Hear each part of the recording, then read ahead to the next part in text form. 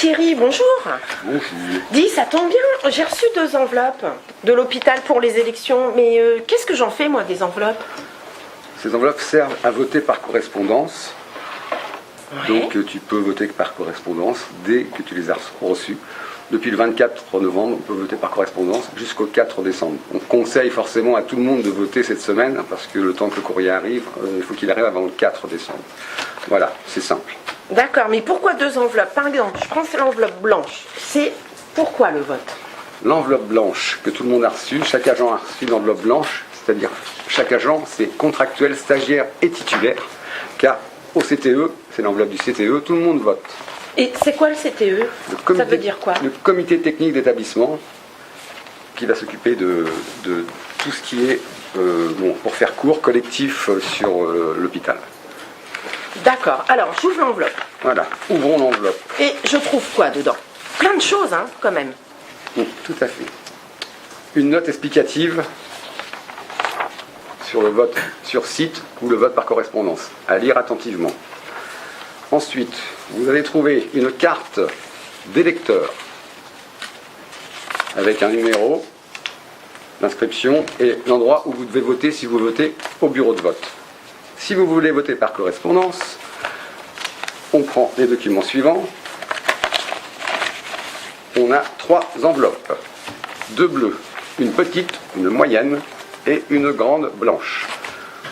Dans l'ordre, dans la petite enveloppe, vous insérez une liste de candidats, une liste syndicale.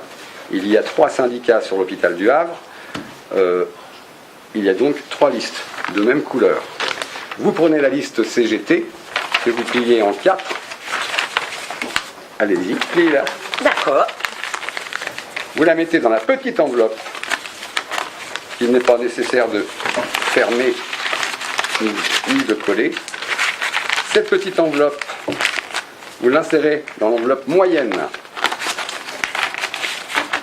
À la suite de ça, vous remplissez au stylo le nom, le prénom, le grade et la signature. La signature est obligatoire. Sans signature, le vote est nul.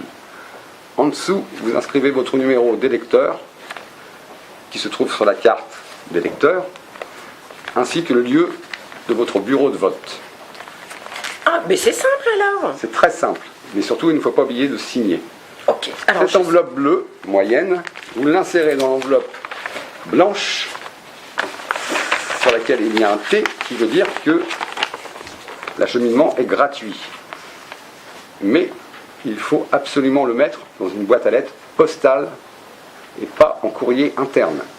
Chaque enveloppe en courrier interne retrouvée sera nulle. Il faut qu'il est caché de la poste. Vous insérez ça dans la boîte aux lettres, c'est gratuit, et vous avez voté. Ceci s'adresse seulement pour les listes CGT, bien sûr. ok, et je peux la mettre à la poste quand je veux? La poste dès que possible. Ok, alors j'y vais. Ne partez pas trop vite, parce qu'il y a encore une autre enveloppe que chaque agent titulaire a reçue, de couleur comme ça. Alors, elle est pourquoi cette enveloppe-là? Les élections, c'est quoi? CAPD, CAPL, ça veut dire quoi? CAPL, Commission paritaire locale. CAPD, Commission administrative paritaire départementale. Donc, dans cette enveloppe plus grosse, parce que plus de syndicats, au niveau du département, il y a plus de syndicats qui se présentent, contient une petite enveloppe marron, une enveloppe moyenne marron, une petite enveloppe verte et une enveloppe blanche moyenne. Ça en fait des papiers. Hein. Voilà. Ce qui veut dire qu'avec ce matériel, dans la même enveloppe, on va voter 2 fois. Nous prenons l'enveloppe verte avec la liste verte, c'est-à-dire les commissions administratives paritaires locales, le syndicat CGT, Ok. de votre catégorie forcément, puisque les DCP, il y en a 10. Donc, ça correspond à votre grade et votre métier. Vous l'insérez, comme précédemment pour le CTE, dans la petite enveloppe verte que vous mettez dans la enveloppe moyenne blanche avec votre nom, votre grade, votre signature, le même système que pour le CTE. Ok. Cette enveloppe, Et on n'oublie pas de signer, hein, c'est bien ça, hein, on c'est ce que j'ai compris. surtout pas de signer. Ok. Cette enveloppe blanche va dans l'enveloppe blanche en T, qu'on ne ferme pas car il y a un deuxième vote. D'accord. Petite enveloppe marron, enveloppe moyenne marron. On prend la liste qui correspond aux commissions administratives paritaires départementales. Donc là, vous verrez que les noms des agents qui se présentent viennent de tout le département, CHU de Rouen, d'Elbeuf, de Grigny, Pavilly, du Havre. Vous prenez donc la liste CGT de votre CP, vous la pliez en 4 et on recommence le système. Je la mets dans la petite. Je mets la petite dans la moyenne. J'ai écrit mon nom, mon numéro de carte d'électeur et surtout je signe. Ok.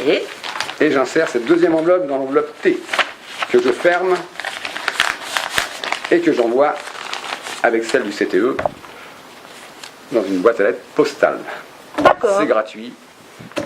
Quelque chose d'important, le vote CTE, le scrutin et les résultats vont servir aux syndicats à pouvoir mandater des agents pour les CHSCT, pour l'ANFH et le CGOS. La CGT est présente partout. Ah mais génial. Il faut donc voter CGT pour être représenté dans toutes les instances, même celles qui sont en dehors de l'hôpital.